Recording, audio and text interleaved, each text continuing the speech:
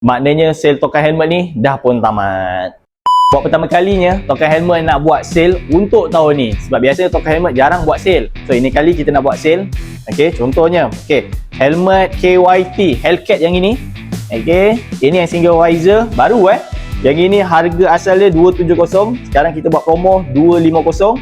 Okey, untuk TTR Jet dia ada yang plain, ada yang design. Okey, untuk yang plain pula harga TTR Jet plain harga 39. Kita buat promo harga 350. Kalau yang design harga asal dia 42, tapi kita nak bagi harga 380 saja. Ni full face TT cost. Yang mana nak cari full face tu nak harga mampu milik ataupun tak dapat harga promo, yang ni kita nak clear stock. Harga asal dia 48, tapi kita nak bagi harga 420. Okey, ini clear stock sebab stok pun dah tak banyak untuk TT cost yang ini. Ikutkan banyak lagi helmet. Ni dekat AI ni ada banyak lagi list. Ni kalau total semua ni ada ni dalam 1400. Okey, jom kita tengok NHK pak. Ni sikit. Sibuk Okey. Yang ni NHK R1S. Okey, R1S yang plain ni. Okey, kita nak bagi harga 23. Lepas tu NHK S1GP yang design. Okey, yang design. Yang ini harga asal 28. Kita nak bagi harga 250.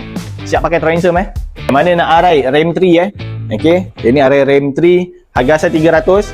Okey, kita bagi harga 250. Dia ada banyak color, ada color silver, color grey, color Malibu macam ni.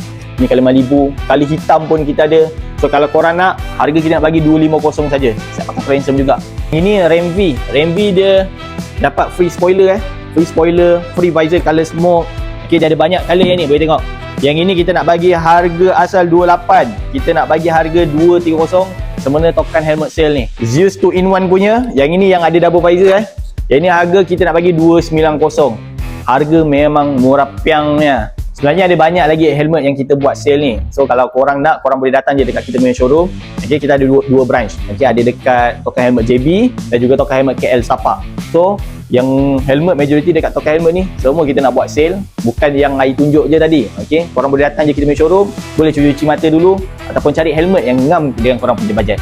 Sale ni kita buat start daripada bila? Okey, bermulanya hari ni 3 hari bulan 4 2026 sampai 1 hari bulan 5 2026. Kalau korang tengok video ni dah lepas daripada 1 hari bulan, maknanya sale token helmet ni dah pun tamat. Kantas sebelum terkandas, yang penting pakai terus handsome.